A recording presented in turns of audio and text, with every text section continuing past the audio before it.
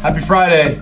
Brian Manning here with the weekly update. Let's get right to it. So we're really just going to focus on one day this week because there's a lot going on in this one day this week. So primarily we're going to talk about Wednesday. So Wednesday this week, first of all, some housing data. We got existing home sales. So existing home sales across the nation looking good on a month-over-month basis. Existing home sales were up 1.3%. On a year-over-year basis, existing home sales were up 2.6%. So really good to see a solid existing home sales report. Next week we get pending home sales, so super excited to see what happens there because I think pending home sales really helps us keep our finger on the pulse of what's happening here in the future.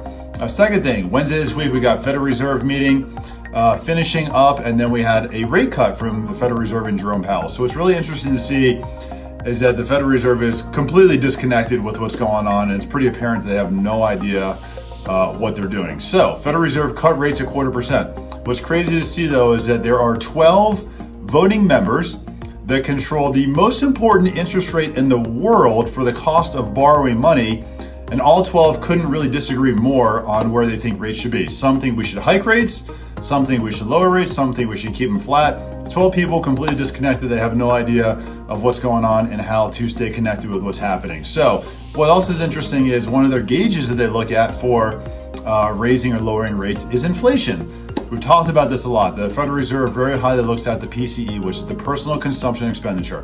And usually if the cost or if inflation is increasing, the Federal Reserve would raise rates to head off inflation. So the Personal Consumption Expenditure hasn't really been increasing that much, but part of the reason why is because it doesn't take into account out-of-pocket expenses for housing, right? Putting a roof over your head, or medical expenses. So we look at the CPI, the Consumer Price Index.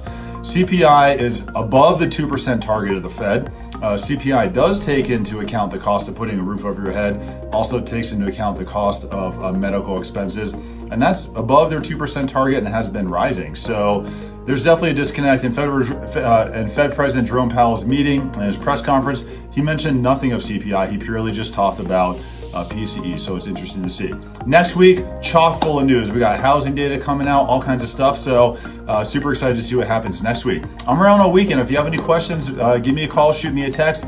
Usually over the weekends, call my cell phone or text is the best way to get a hold of me because I don't really check my email over the weekend. If I did, I would absolutely never stop working.